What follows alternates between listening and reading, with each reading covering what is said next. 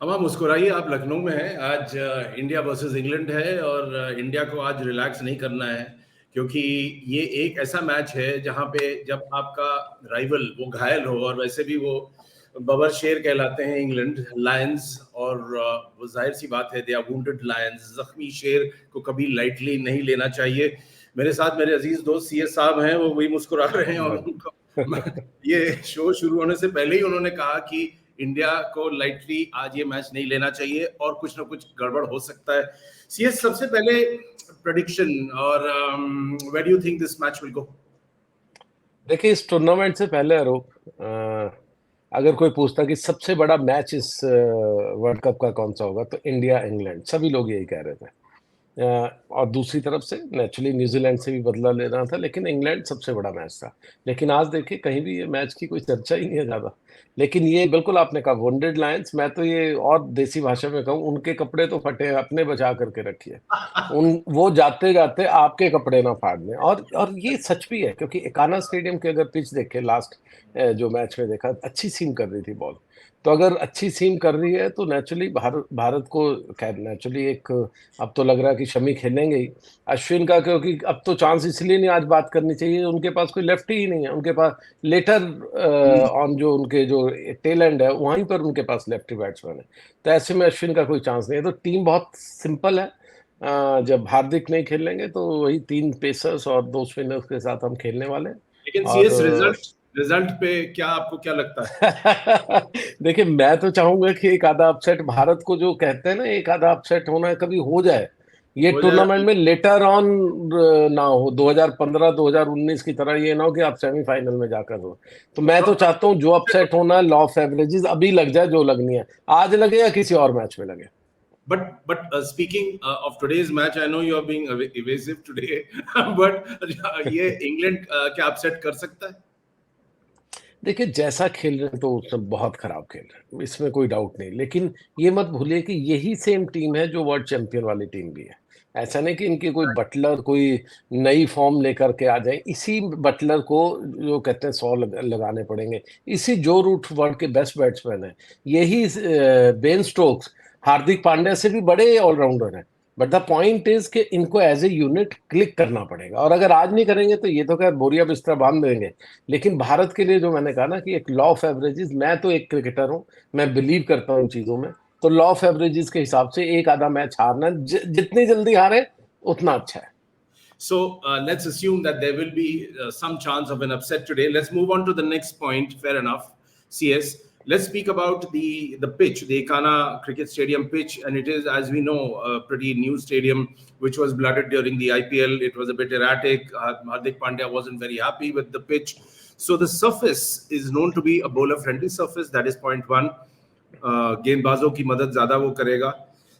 Excuse me. Spin bowlers को ज्यादा मदद ये देगी पेसर्स के बनिस्बत, और batters will look to stay patient in the early stages and accelerate later on. Opting to bowl first would be a wise decision. And also, where the weather is concerned, it's going to be a little hazy today. Humidity will be 30%, which is not bad. Lucknow weather has been pretty decent of late. And the cloud cover will be 13%. ये तो महज आंकड़े हैं, लेकिन जो temperature है वो करीब 20 से 31 डिग्री के बीच होगा। तो गर्मी तो रहेगी, लेकिन सीएस, पहले पॉइंट पे आते हैं, पिच कंडीशंस पे। स्पिनर्स की मदद करेगा, और जो भी साइड टॉस जीतता है वो शायद पहले बॉल करना चाहे। देखिए, अब तो लेटर ऑन जो ये हाफ है वर्ल्ड कप का, इसमें जो भी पहले टॉस जीतेगा वो पहले बॉलिंग करना चाहेगा। बाद में गिल्ली बॉल से ड्यू के दौरान में कोई बॉल नहीं करना चाहेगा, पहली चीज। हाँ, बटलर ने जरूर डिसीजन, अगर आप देखें इस टूर्नामेंट में ही 1 या 2 डिसीजन अफगानिस्तान या एक और टीम के अगेंस्ट पहले बैटिंग लेकर के सबको चौंकाया था, और वो डिसीजन उनके खराब भी पड़े। लेकिन ओवरऑल मुझे लगता है पहले आप बॉलिंग कीजिए, चेज कीजिए। और इंडिया तो चेज मास्टर वैसे ही बहुत अच्छा है। जब विराट कोहली फॉर्म में, तो आपको डबल माइंडेड ही नहीं होना है, आपको सब कुछ छोड़ देना और सिर्फ चेज करना है। और तीसरी चीज, जो चाहे स्पिनर को मदद करे, लेकिन ये पिच ने दिखाया कि ये शुरू में सीमर्स को बहुत अच्छा उछाल भी देती है, और ये अच्छी सीम बॉलिंग को सपोर्ट करती है। तो ऐसे में अच्छा 3 पेसर्स के साथ जाइए, वो भी मुझे लगता है अपने पेसर्स को बैकअप करेंगे, और उनके पास भी स्पिनर बहुत अच्छे नहीं लग रहे हैं। Let's talk about some basic stats. Let's begin with England. So England have lost 4 games out of 5 in this ongoing World Cup. They have been plagued by lack of confidence. They are putting up a terrible show. I heard Nasir Hussain, and he's one of the finest as far as I'm concerned. Oh, yes. And very, very honest. So he said that this England team for the last 6 to 7 years created magic in white ball cricket. So let us not just dump them into the ocean. He also said that maybe it's time for a new generation, but their time will come. So let us respect this current team, which is fine from their perspective. But what would England try to do from this point onwards? I think आपको back करना पड़ेगा अपने players को. हो सकता है 1-2 changes आपको दिखे. एटिंगसन जो उनके पेस बॉलर है वो खेलते हुए नजर आ रहे हैं. मैं जिस तरह से उनके जो अखबार पढ़ रहा था, लेकिन मुझे लगता है कि आपके पास जो करंट क्रॉप है जो खेल रहे हैं वो आपकी बेस्ट टीम है. उसमें प्रॉब्लम कुछ नहीं है. उसमें प्रॉब्लम सिर्फ एक है कि क्लिक नहीं कर पा रहे, एज ए यूनिट नहीं खेल पा रहे. लेकिन अगर एक मैच अच्छा मिल जाए तो यहाँ से कमबैक तो अब नहीं होना मुश्किल है, क्योंकि देखिए अगर वो सभी मैचेस भी जीतेंगे तब भी मुझे नहीं लगता कि अब वो सेमीफाइनल में जाएंगे. उनके एवरेज उनकी स्ट्राइक रेट भी कम है. उनके पास कोई ज़्यादा मैचेस भी नहीं बचे हैं. उन 4 मैचेस में चारों भी जीतेंगे तब भी 10 पे जाएंगे. 10 वाले और आगे हो जाएंगे और 8 वाले आगे चले जाएंगे. तो मुश्किल है, लेकिन फिर भी आपको बैक करना चाहिए. और शायद अपने प्लेयर्स को एक ही चीज़ बोलनी चाहिए, जो चक दे इंडिया वाली बात है ना, यही कुछ आपके पास कुछ घंटे हैं, जाइए और एंजॉय कीजिए अपने गेम को. And again, statistically, England have tried all 15 players in the original squad, and they even left out the vice captain for 3 out of 5 games. Nothing has worked. And as CSU said a while ago, Reece Topley, one of their best bowlers, fast bowlers, has been ruled out of the tournament with injury. So they will obviously try and do everything in the book to try and disrupt. India will be missing Hardik Pandya, as we've been talking about it. It has upset the balance of the team to some extent because they're trying to put in at least 2 players to fill in that one gap. बिल्कुल बिल्कुल. देखिए हार्दिक को फिलहाल उनकी form में, या Ben Stokes for that matter, अब वो बॉल कम करते हैं, लेकिन इन प्लेयरों को रिप्लेस नहीं कर सकते. ये मैच विनर्स हैं. इनफैक्ट धोनी के जाने के बाद अगर हम धोनी को मिस नहीं कर रहे थे as a finisher, because Hardik Pandya ने बहुत प्यार से उनका स्थान ले लिया हुआ था. वो फिनिशर भी बन गए थे, अच्छे बॉलर भी, और फील्डर तो कमाल के फील्डर है ये. और मुझे लगता है एक अच्छे थिंकर ऑफ द गेम भी है. उन्होंने जिस तरह अपनी कप्तानी से दिखाया कि बेटर थिंकर है वो बनिस्पत रोहित या बाकी के बनिस्पत. तो ऐसे में उनको तो रिप्लेस करना भूल जाइए. लेकिन हाँ, आप किन से रिप्लेस कर रहे हैं? शमी ने दिखा दिया कि हाँ, I am the right man and I should be opening the bowling. अगर शमी को आप नहीं बॉल देते हैं, उनकी सीम जो पोजीशनिंग है वो किसी से भी वर्ल्ड में वन ऑफ द फाइनेस्ट सीम के जो पोजीशनिंग करने वाले हैं वो है. तो उनको खिलाइए, उनसे नई बॉल करवाइए. अगर बाकी के जितने भी, चाहे आप शर्दुल को खिलाइए, सिराज को खिलाइए, उनसे बाद में बॉल करवाइए. उनकी स्पीड का, खासकर सिराज की स्पीड को का फायदा बाद में आप उठा सकते हैं. नई बॉल से वो बहुत ज्यादा इफेक्टिव मुझे नहीं लगे इस टूर्नामेंट में. CS डोडा गणेश ने एक ट्वीट किया था कि शार्दुल ठाकुर जिस हिसाब से बॉलिंग करने हैं तो वो कर्नाटका 11 में भी नहीं खुद को शामिल कर पाएंगे, तो इंडिया इनको क्यों खिला रही है. जब ऐसे ट्वीट्स आते हैं किसी ट्वीट में, ये नहीं कहना चाहिए इस वक्त. डोडा गणेश को भी देखिए, ये सब पर्सनल चीजें हैं, लेकिन आपको समझना चाहिए जब अजीता अगर करे तो ये भी खेलेंगे. जब विश्वनाथ जी होते थे तो 8 प्लेयर कर्नाटका के भी इंडिया के खेल रहे थे. उनमें से अगर मैं 4 प्लेयरों का, तो आज आप और मैं नाम भी भूल गए होंगे अगर नाम लेना शुरू करें. तो खैर, these are all personal things, हंसने के लिए अच्छा है. लेकिन इसमें कोई दो राय नहीं है कि जो हमारे पास पेस स्ट्रेंथ है, जिस तरह की हमारी टीम है, उसमें फिलहाल शार्दुल ठाकुर का नाम नहीं बनता. उसको आप खिला रहे हैं तो जरूर कुछ ना कुछ तिकड़म करके, कुछ ना कुछ आप सेक्रीफाइस करके उनको खिला रहे हैं. उनका स्थान नहीं बनता इस प्लेइंग 11 में. Okay, let's come to Mohammad Siraj. And while he has been a potent force in recent times, but in this ODI World Cup, he has been mostly out of gear. And he has picked up 30 wickets in 14 matches in 2023. I mean, we are talking about ODIs. And he was striking every third over and had an economy of 4.91. But that is before the World Cup. And once the World Cup started, he has been off color. He has only 6 wickets in 5 outings at an economy of 5.90. And he is now being pushed by Mohammad Shami. CS has been talking constantly that Shami should be the first choice. And it is incredulous and incredible how India can keep Shami out. Your word on Siraj, CS? ये Siraj no doubt आपके test matches के number 1 bowler है, मतलब कि after Bumrah. अगर वो नई ball वहां पर कर रहे हैं अपनी स्पीड के साथ, जिस तरह की उनकी मूवमेंट है वो वहां काम आती है। लेकिन यहाँ पर बहुत अर्ली ऑन आपको स्पॉट ऑन होना पड़ता है, आपको अच्छी एवरेज भी दिखानी है टीम के लिए।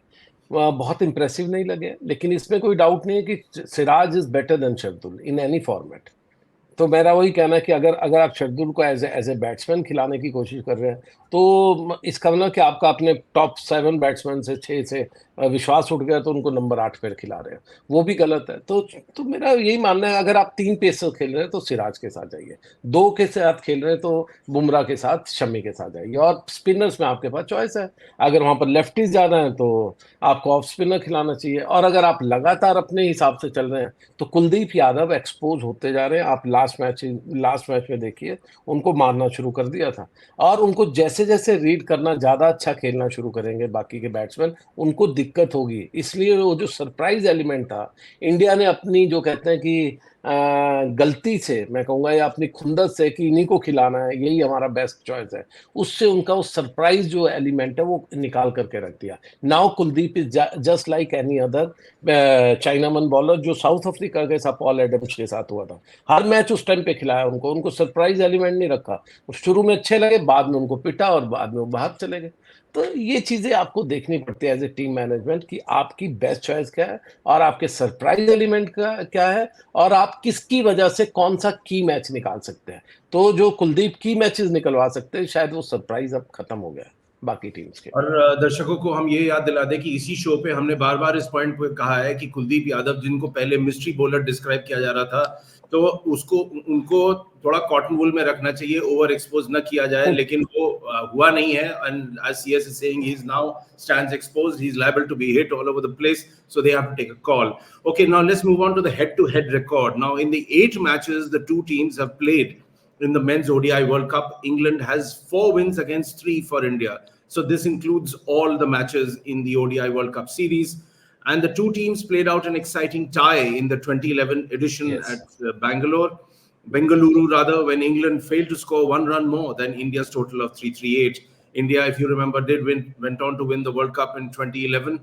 And Dhoni's name went in letters of gold. And the last time the two teams met was in the 2019 edition, when we were knocked out in the semis, और वहां पे भी इंग्लैंड ने हमें शिकस्त दिया था 31 रन पे। So head to head record को आप कैसे एनालाइज करेंगे सीएस? देखिए, हर टूर्नामेंट अलग है, हर जगह अलग है। जब हम उनसे हारे या मैक्सिमम मैचेस हारे हैं उनकी सरजमीन या आउटसाइड आवर कॉन्टिनेंट हारे हैं, इस कॉन्टिनेंट में हम बहुत ऊपर है उनसे। और अभी करंट फॉर्म में तो मुझे लगता है 75 और 25 वाला रेशो होना चाहिए। जबकि खैर, मैं अंडर एस्टिमेट नहीं कर रहा, मैं अभी भी कह रहा हूँ उनसे बच करके रहिएगा, वो टीम खतरनाक हो सकती है जाते जाते, उनको भी अपनी इज्जत बचानी है। तो ऐसे में कुछ भी हो, कैसी भी हालात हो, इंडिया 60-40 पे जरूर आज स्टार्ट करेगी। 60-40 का मतलब है कि अगर आप, अब आपको टॉस पे बहुत मैटर करेगा। अगर आप ड्यू बॉल के साथ बॉल नहीं कर रहे हैं तब तो 50-50 हो जाएगा, अगर इंडिया को बाद में बॉलिंग करनी है। अदरवाइज इंडिया 60-40 पे ही रहेगी पूरे मैच में, और ये इंग्लैंड को कैचअप वाला जो खेल है वो उनको करना है, हमें नहीं। Okay, now let's go on to the best batters for India. Obviously, the first name is Virat Kohli, and like we were saying earlier, that if you are in a chase, he is the best man to have, because his maximum ODI hundreds have come during a chase. He's fantastic. He knows how to basically pace out a knock, and he has been in great form this time with 410 runs in his last 7 matches. Rohit Sharma is also doing pretty well. He has made 311 runs in 5 games. Has a fantastic average of 62.20, and we've seen that over the last 2 or 3 times when he's got out, he got himself out rather than the bowler did anything. And of course, then we come to CS's favorite batter, हमारे जमाई बाबू KL Rahul. उन्होंने he's one of the most important batters for India in the middle order. He has made 177 runs in 4 innings. So Shreyas Iyer भी हैं।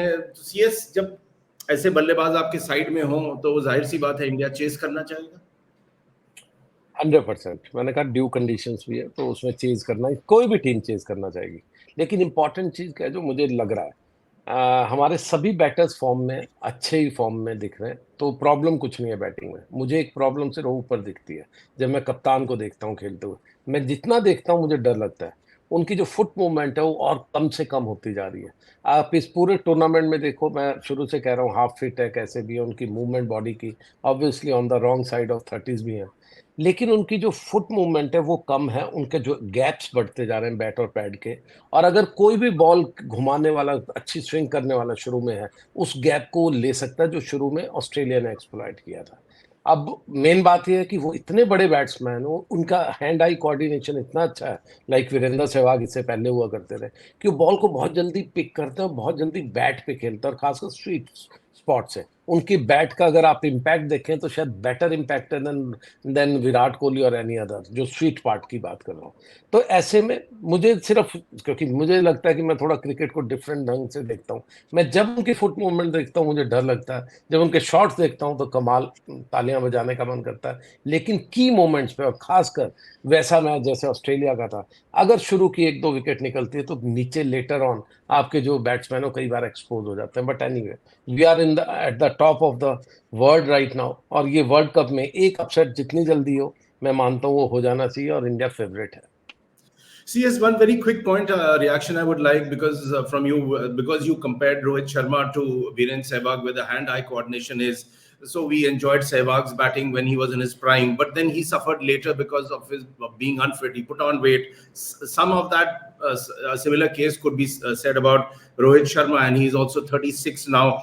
So, how important is fitness, do you feel, in this scheme of things? देखिए, maximum cricketers के साथ problem क्या है कि जो as का फजिंग है, ये सभी के साथ है शुरू में। ये जो स्टैम्प्स होती है ना पुराने टाइम में, अब तो बहुत से आधार और ये सब कुछ हो गया, पुरानी स्टैम्प्स तो घरों पे पड़ी रहती थी। किसको स्टैम्प, और खासकर क्रिकेटर्स नवंबर दिसंबर में ज्यादा पैदा होते हैं, 1 जनवरी से पहले। रात को इनफैक्ट किसी पार्टी में भी, यही कोई क्रिकेटर्स की पार्टी थी, वहां पर बात कर रहे थे, तो किसी, खैर बात नहीं करनी चाहिए, एक अच्छे क्रिकेटर दिल्ली की बात कर रहे थे, फॉर्मर क्रिकेटर, मतलब कि ही मस्ट बी नाउ 65-66। तो वो बता रहे थे कि कैसे वो एज फजिंग की वजह से, दोनों बैंक में नौकरी करते थे वो और उसके ब्रदर, और जो छोटा ब्रदर था जल्दी रिटायर हो गया था, बड़ा ब्रदर लेटर ऑन रिटायर हुआ था। तो ये जो हैंड आई कोऑर्डिनेशन है ना, जो जो इस तरह के बैट्समैन होते हैं, उनकी प्रॉब्लम क्या है, विद द आई साइट, क्योंकि एज के साथ, और दूसरा age unfit, obviously on the wrong side of 30s पे जब हो जाते हैं, और कम एज होती है इनकी, तो हैंड आई कोऑर्डिनेशन गड़बड़ा जाता है। वो सहवाग के साथ भी था, स्पेक्स भी लगाए, ये भी हुआ, वो भी, वो नहीं पकड़ में आ सका। रोहित के साथ मुझे यही डर लगता है, मैं सच में कहूँ। और Rohit is not one of the fittest players, ये भूल जाइए। रोहित 2007 में जब वो अंडर 19 से आए थे, वो बहुत फिट थे, अच्छे प्लेयर थे। लेटर ऑन आईपीएल के सबसे बड़े विक्टिम शुरू में रोहित बने थे, वो अलग कहानियां है, Yes. पार्टीज, वो सब कुछ। तो Rohit is not the one of the fittest, but yes, Rohit is one of the finest players India have produced in last 2 decades. मैं हमेशा मानता कि राहुल द्रविड़ से भी बढ़िया टेक्निक के साथ ही आए थे।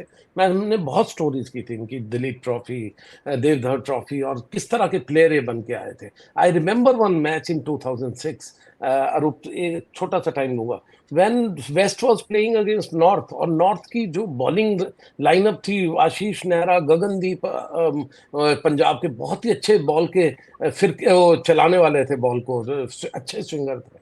उनके अगेंस्ट इन्होंने 124 नाबाद करते हुए 250 रन चेज कर दिए थे उस वक्त पे। 250 was a huge total, you know.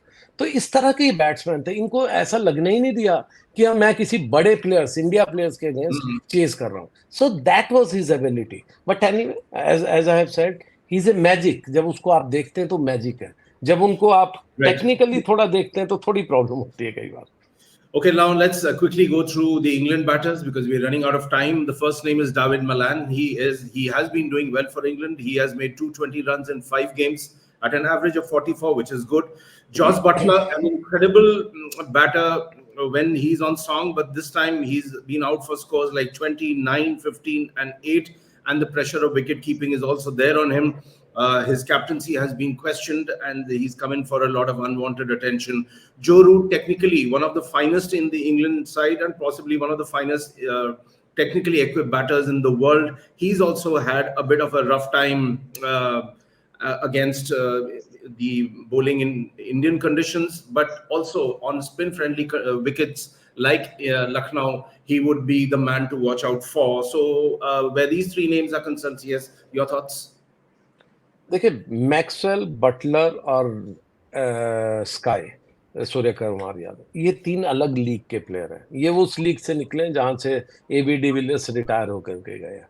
तो इनका चलना देखिए, स्काई को ऑब्वियसली ऊपर मौका नहीं मिल रहा, उनका थोड़ा मुश्किल है इस बैटिंग लाइनअप के साथ ऊपर आना। उनको लेटर ऑन ही मौका मिलेगा अगर खेलेंगे। लेकिन मैक्सवेल ने दिखा दिया कि कितने बड़े प्लेयर वो बनते और वर्ल्ड कप को चेंज कर सकते हैं।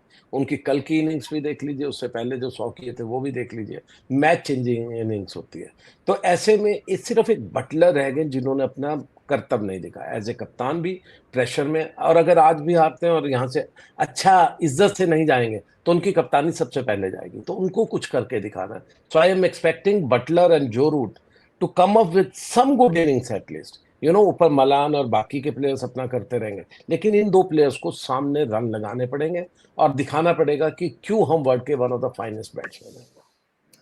Okay, now where the teams are concerned, most probably India is likely to go unchanged, and England, since they will be looking at the Indian batting lineup, and there's hardly any no left-hander, in fact, in India's top 6, and there's minimal value in Moeen Ali's off spin, so maybe Harry Brook might come in. What do you think? And also Gus Atkins, as we were discussing earlier. So, yes, your final thoughts?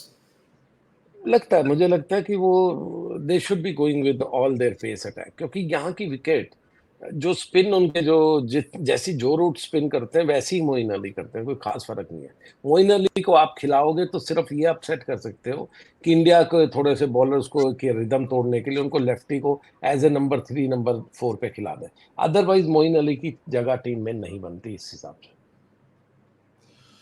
And one last interesting stat is that only twice a defending World Cup champion has failed to reach the knockouts. Australia in 92 and Sri Lanka in 99. So England could be on that list. Yes.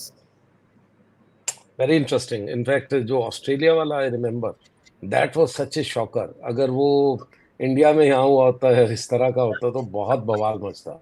That was a shocker anyway. और वो shocker के बाद जो इमरान खान की team almost ये England वाली position में थी, बाहर हो रहे थे, एवरेजेस खराब थी, स्ट्राइक रेट खराब था, और वहां से उठे और क्या कमाल का क्रिकेट खेल कर गए। तो जस्ट होप कि England will bounce back, but as I have said, bounce back करने का जो मार्जिन है इनके पास शायद और भी कम रह गया जो पाकिस्तान के पास था। एक कम से कम 1 पॉइंट वो ऊपर जा रहे थे, ऑड्स में थे, ये इवेंट्स में ही और ये बाहर होने की तरफ पूरी तरह दिख रहा है।